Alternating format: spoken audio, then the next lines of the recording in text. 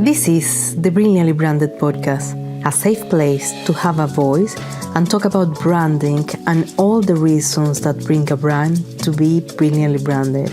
I am your host, Maria Lucia Romero, a woman empowering other women, and I am welcoming you to this journey of learning and inspiration to build awareness around the world of business and the world of brands. This is the Brilliantly Branded podcast.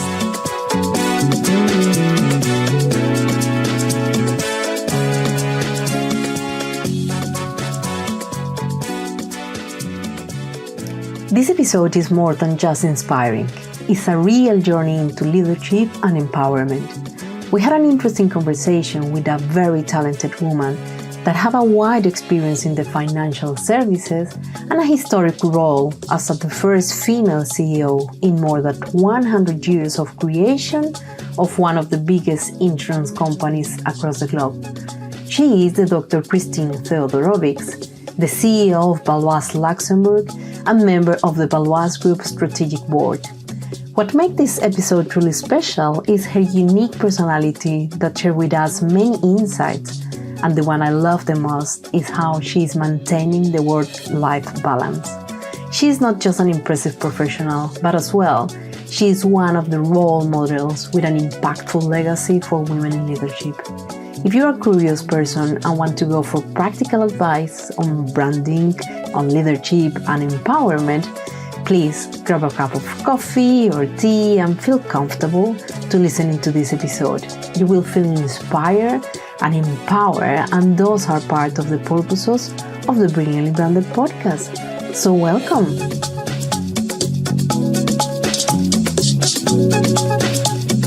So welcome one more time to the Brilliantly Branded podcast and community now. That is a place to talk about different key topics related with branding and women empowerment. I am giving a voice and listening to the different experiences that my guests want to share with us. So as well, we are building the Brilliantly Branded community, in which the main purpose is to be a place where women support, celebrate, and the wins and uplift one another between us, between women. So when we see and hear other experiences, we learn, we live it, of course, and get inspired along the way.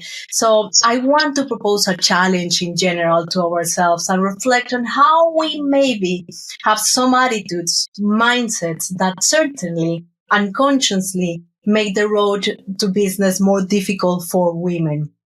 This is something that I wanted to leave it with you.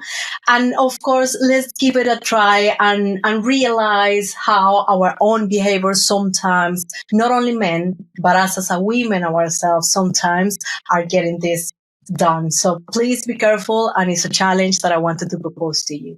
So for me and from my side, today we have an amazing guest.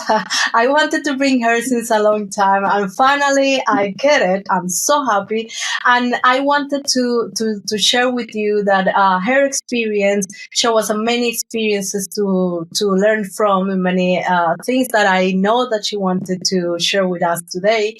And she is actually navigated the challenges of being one of the few women in top management for years. So she's stepping in the role of CEO of one of the Europe's largest insurance companies. And who better than her to tell us who she is? And actually, I'm going to give you a warm welcome, Christine. And please, could you introduce yourself? Thank you very much, Maria. That's very kind of you to invite me in your podcast, which I'm very happy to support, because obviously I'm very keen on promoting networks between women. So thank you very much for the invite. So a few words of myself. I'm very new to Luxembourg. I just arrived in June here in Luxembourg as the CEO of Baloise Insurance, which is the largest foreign insurer in Luxembourg. And I really enjoyed, it's now been 6 months into the role, and that's the reason why we only get to talk to each other now, because it has been a hell of a ride, but that's quite normal if you join a new job. I'm originally from Vienna in Austria, where I was born and where I grew up and studied. And then very soon after my studies, I went abroad to live abroad. I traveled a lot. I studied abroad in Canada, in Mexico, in Belgium. I did another master then in Belgium. I worked in Paris, in Germany. And then 23 years ago, I joined the finance industry in Zurich, where else? In Switzerland, in a bank. Before I have worked in marketing and market research, which shows also you cannot always plan where you end up and where you do your career. And since 23 years, I've been in finance. The first couple of years in a bank, and then since 20 years in insurance. And it was, frankly speaking, not a planned career, as many people might think, but it was where I always followed opportunities and where I'm still very happy to have ended up in. So I've been working in different insurance companies, as you said, big European ones, big Swiss ones, in Switzerland, abroad, in Austria, in Germany, in Asia, in France, so many places. And now I had this great opportunity to take over as a CEO in this very, very great company in Luxembourg. And I really enjoyed it. Yeah, well, thank you for sharing, Christine. And actually, I'm so happy that you are in Luxembourg and right now giving us all the value and the value to the company that you are working for, of course, because Baloise have a rich history. And now you have made history by becoming the first woman to hold the CEO role in Luxembourg. So how that is feel to be in this position, and what message do you want to send to aspiring women in the leaders that wanted to be doing similar things that you are doing right now? Well, yeah, you're right. It's a new step in 160 years of Baloise history. Certainly, Wow. that's a new thing to be a CEO here. I think, frankly speaking, I don't have a particular message because, for me, it's quite normal to be, for me, it hasn't been that much of a change because for me, it was just one different, very interesting challenge and step in my career. I think the change is more for the people around. But then again, I don't even think it's such a shock, if I may say it in a funny way, because Luxembourg is a very international country, as you know yourself. You don't feel as a foreigner or as somebody who doesn't belong here, because Luxembourg is half of the population are foreigners like us, and I think that makes you very soon feel very much at ease and very welcome. I have found myself very much being welcomed by my team. And frankly speaking, there was not a single day a discussion whether this was now a woman or not a woman and whether this is a Luxembourg person or not a Luxembourg person. Because half of my staff here are people from abroad. Many people are frontaliers. They don't even live here in Luxembourg, French, Belgium, Germans, but also people living here. They are not more than half of them are foreigners. So I think it's a very nice mix of people, and I feel very, very much welcome here. Yeah, that's true. I have been living in Luxembourg during the last 5 years as well, and have been always feeling that I belong here. I have been always welcome, and that just makes me feel at home. And I think this is the most important things. And talking about home and about personality, I have heard that you have a personality that fit very well with the organization that you are working on right now. My question is actually, how do you connect your personality with the mission and vision of Baloise? Well, I think the Baloise, one of the reasons I wanted to join Baloise was really also because of the culture, because what I knew from colleagues or former colleagues or people I knew who were working here, how people are treated, how you work with each other in a very collaborative style. Obviously, you don't just join a company without investigating before, that's for sure. And I had a lot of conversations with a lot of people here in this company in Luxembourg, but also in the headquarters in Switzerland. And at the end of the day, it was really the people who convinced me a lot. So it's a lot about culture and people. And I think after a long career, and I mean, I've been working for many, many years, as I just mentioned before, you're able to judge whether you want to join a company or not and why. And I think that's very important because at the beginning of your career, you might be triggered by different things, the career possibilities and different countries where you could go there if you want to have some international exposure. For me, joining Baloise now was really about, am I interested in the content of the task and does the culture, the people fit? That's, at the end of the day, that's what's important for me because I want to do something, contribute something. And I think that was something very important. And the other thing is it's a very, Baloise is a smaller company than the companies I've been working before. It's a company where you can really move things, where you have impact directly, and which has a very, very good brand and reputation. It's very integer. It's very serious.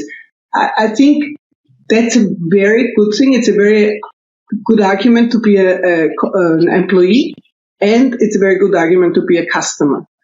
Because those are basic values which an insurance should have. Because after all, an insurance has a higher purpose. It's like our mission is actually, to make customers and partners life easier, safe, secure. That's what an insurance is all about at the end of the day. So I think this whole package is what you were alluding to. Yeah, well, actually, that was one of my next questions related with the brand and related with the brand values that you already explained very well, because I think that we as an individuals are choosing the places where we want to go and work if we are identified with that mission, with that vision, and communicate that outside. That is, as I think, is part of the things that you have been doing very well, because I'm following all the things that you are saying and communicating. And I am very aligned that to realize that you are representing the brand values and the mission. And the other important thing is this emotional connections. The emotional connection, you was talking about customers, but as well, all the branding is related with that, how you connect and how the people decide to go and work with you and buy your product. So these emotional links and customers and in general are very important. But my question here is, if maybe you have an example of a campaign or initiative that really make the people touch their hearts. Well, initiative, I think already our marketing campaigns are very nice, the global ones from the group, but also the ones from here from Luxembourg. So I'm very much into that. And but I think also it's really about like our claim, for example. Our claim, I think it's a very nice one. It says sometimes it works, sometimes to learn. Parfois ça marche, parfois on apprend.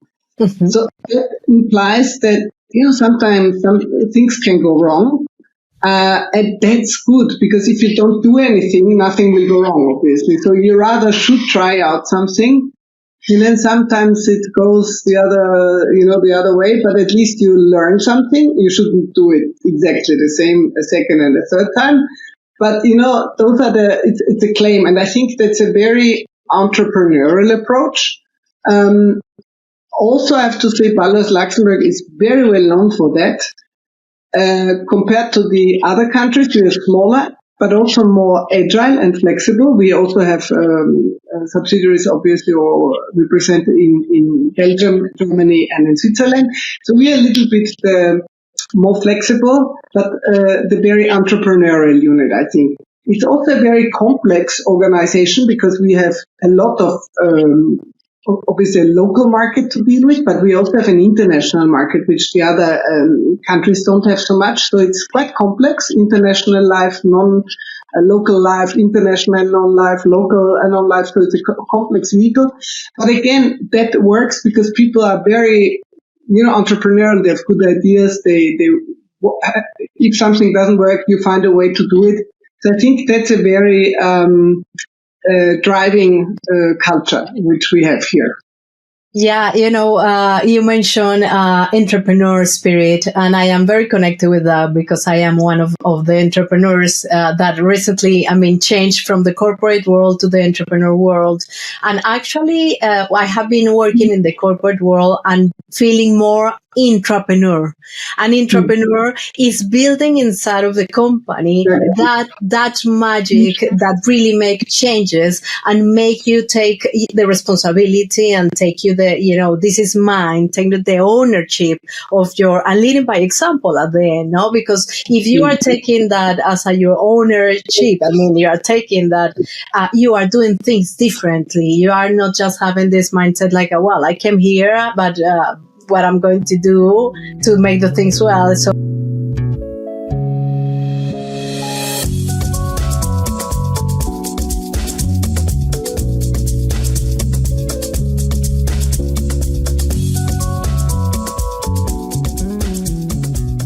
as our audience is very wide, we have people coming from different age and careers, but actually there's important to know, and I wanted to ask you related with your academic achievements, because it's really impressive, your career and all the things that you have been done, including a doctorate in business administration. So how do you think that this background play a role in shaping your career and leadership in the position that you are now in Baloise?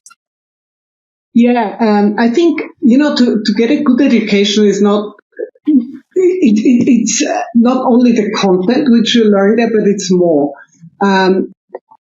It's more which you can take out. If you get, any education, it must necessarily be an academic title or degree, but it's the content. That's why people go there, and you want to learn something on a specific subject. And I think in many cases that's relevant for certain things. It's probably better to get a proper education. If you want to be a lawyer, you should know about the law. So that's quite logical. Everybody knows that, so you go and you study, and it's about the content. The other thing, however, which is something really important I found, is that you learn to dissect problems conceptually.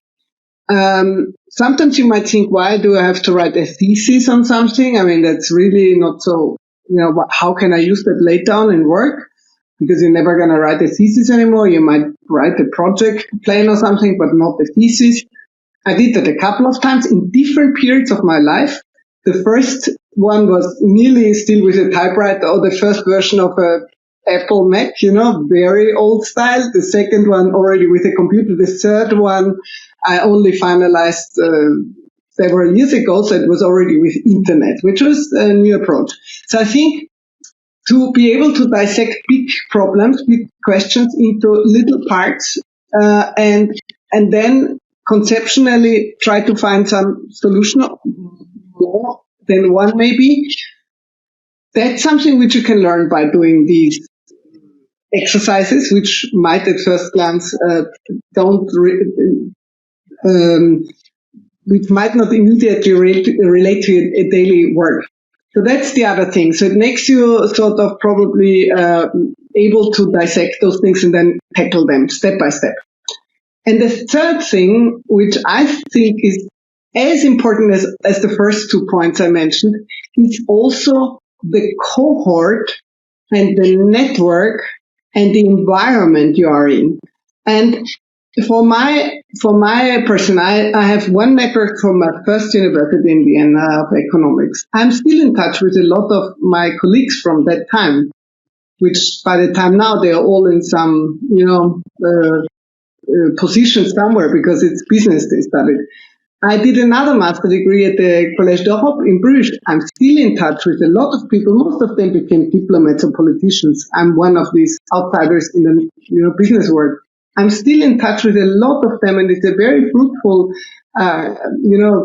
network and friendships which came out of there. And the third university in the UK, I also have some connections there where I did the doctorate, and that was particularly interesting also to keep the network of people I engaged with during the thesis. And the fourth connection was the most recent education I did as a certified non-executive board member at INSEAD.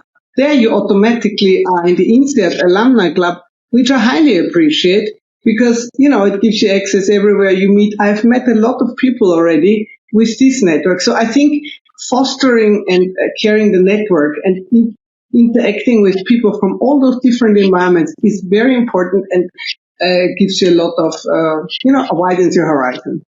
Not Yeah, only the I agree with you 100%. I consider networking very important, and actually more important than that is belong to a tribe.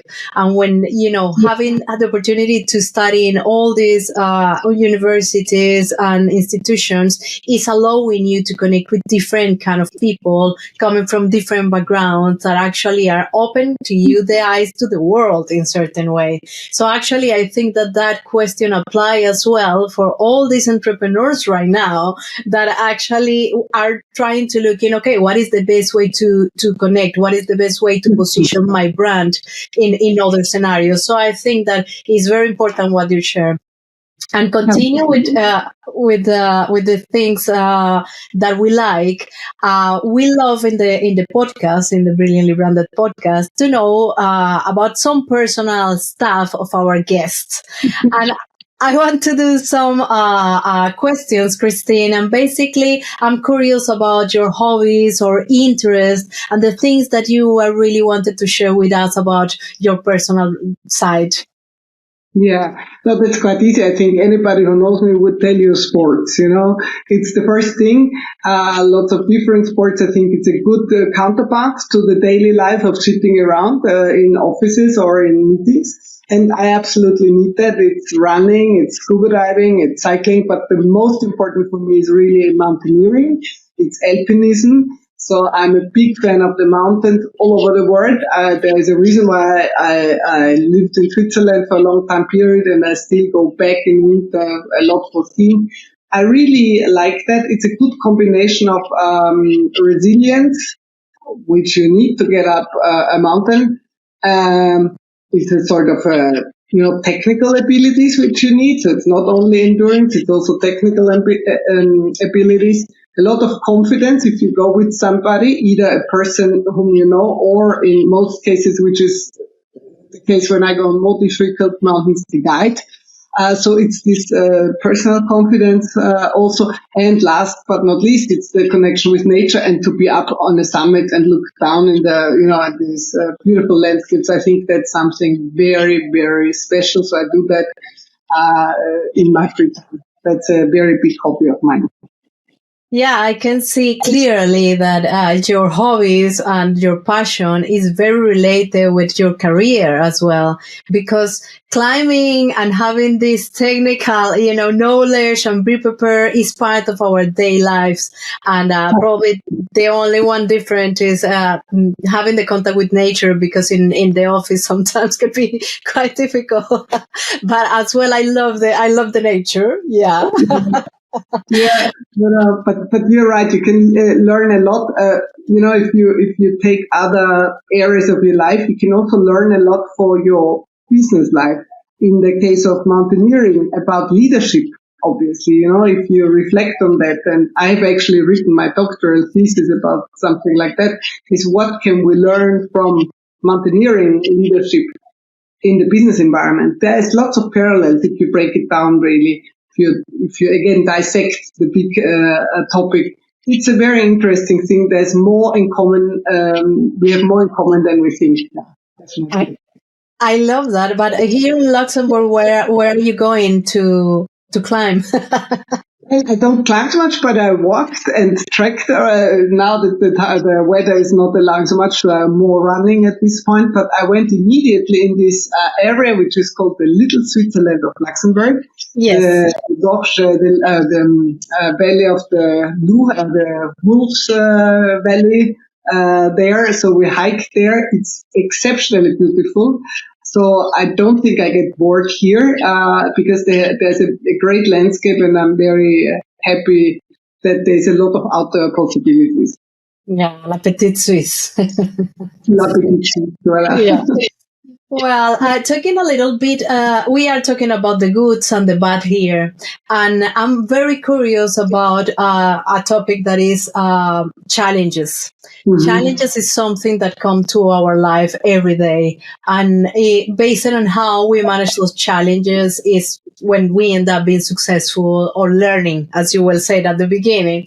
But I would love to know if you can share with us if you have faced it, some of those challenges and how you really turn it into a valuable learning experience. Mm.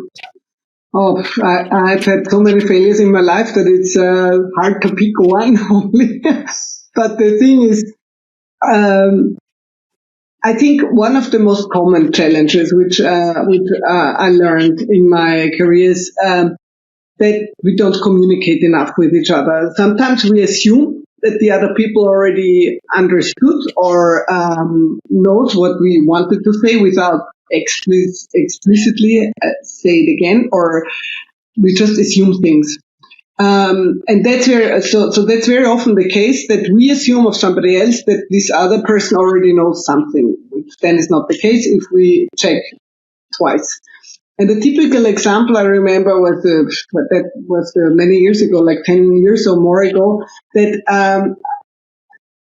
I was in a management position there, and our leadership, like the leadership teams, the top, I don't know, 60 of this company, they always they gave us the feedback actually that they had the feeling they weren't included in our decision making, that they didn't know even what the strategy was, that we were secluded in our COMEX meetings, and they were not informed enough.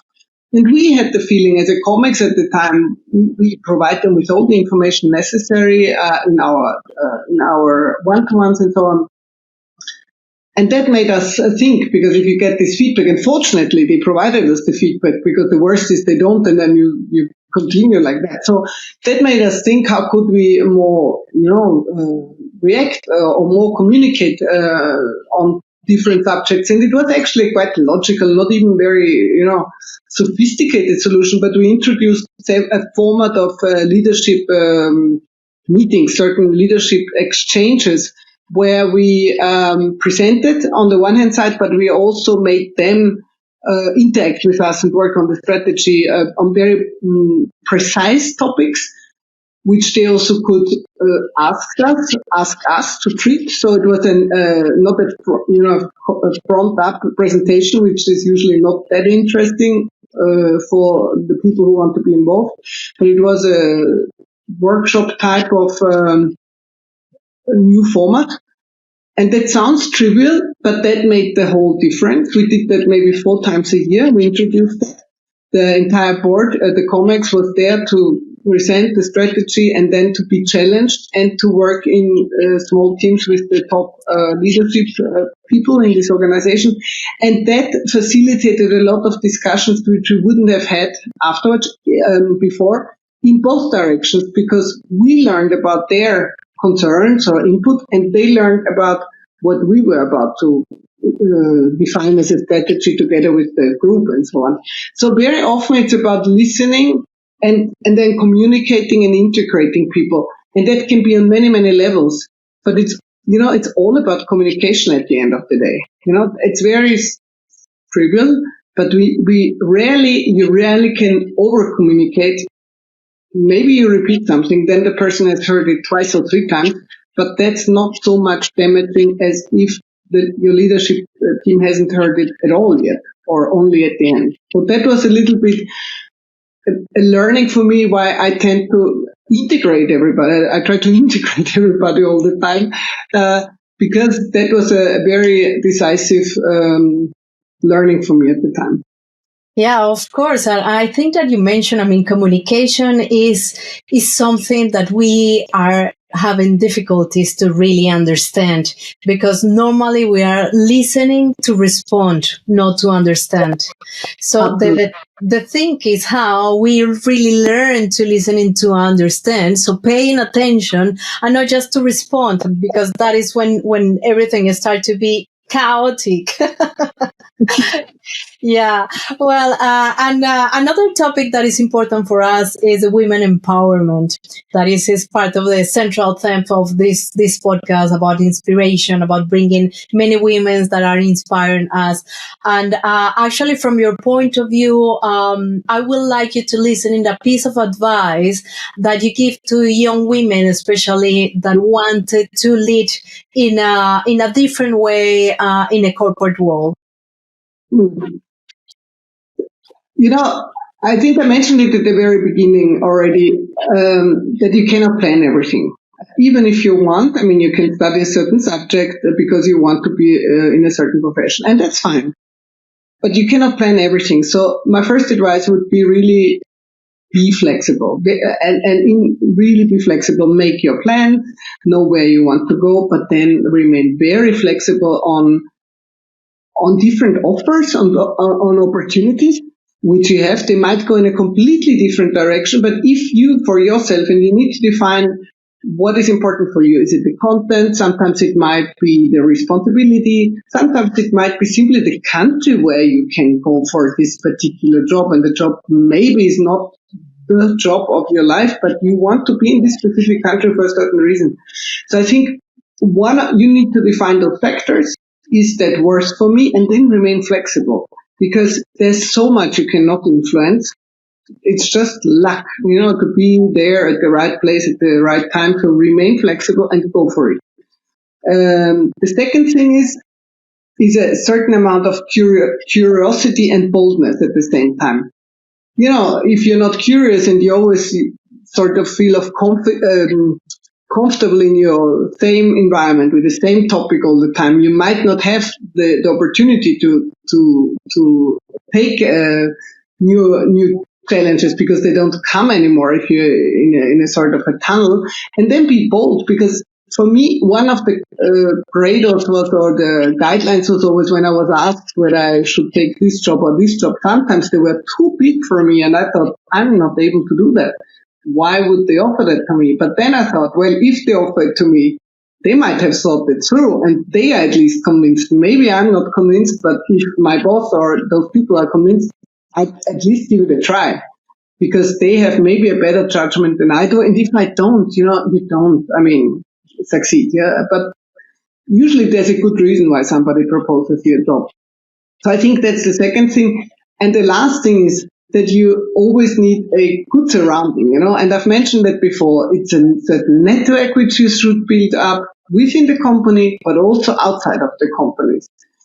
Because you might not always stay in this same company. So it's good to have a network outside for whatever reason, or even only to exchange ideas. If you look for people, if you just want a pairing partner, you can hire a coach. Yes, that's good. But it's also very nice if you just have a good network of professionals. And network and surrounding are also include friends and family, and pick a good partner who supports you, who stays with you, who can support that you work and be successful. So I think a good network, including friends, family, partner, and professionals, is essential, because they help you also when sometimes it's going southwards, or when things are not going that well, and that happens naturally in a career. It's not always going up, up, up, but it's like this, So then it's important to have some emotional support as well. Well, I love all those advice, because actually, curiosity is super important. Be flexible is super important as well. Having the network, and just not just in your office, but in your family environment, is important. And I can say from my personal experience, having a nice partner is making a big difference. And yeah, I know that. And the other thing that I can say, according with what you said, is life starting out of your comfort zone. And that what happens to me. Agree. Yeah, so I think as you have been already give us a lot of value, a lot of nice things to learn, Christine. I'm so glad that you have been here sharing your thoughts, your experience. I think this is going to add a lot of value to all our listeners. And we are really happy. And I am so happy to having you here in Luxembourg. So welcome one more time. And thank you very much for your time sharing in the Brilliantly Branded podcast. Very happy, Maria, and thank you so much for the invite. Thanks a lot. Thank you, Christine. We hope you have been inspired by this content and join us for future episodes of the Brilliantly Branded podcast. We will continue exploring the power of branding and the stories behind successful brands. And remember, if you know a woman who has built a successful brand with a unique approach and a story to share, please refer them to our podcast. We would love to learn from their experiences and share their story with our listeners. Stay tuned for most episodes of Brilliantly Branded, and don't forget to follow us on Instagram, LinkedIn, on our YouTube channel for more branding insights and women empowerment. Until the next episode, ciao ciao.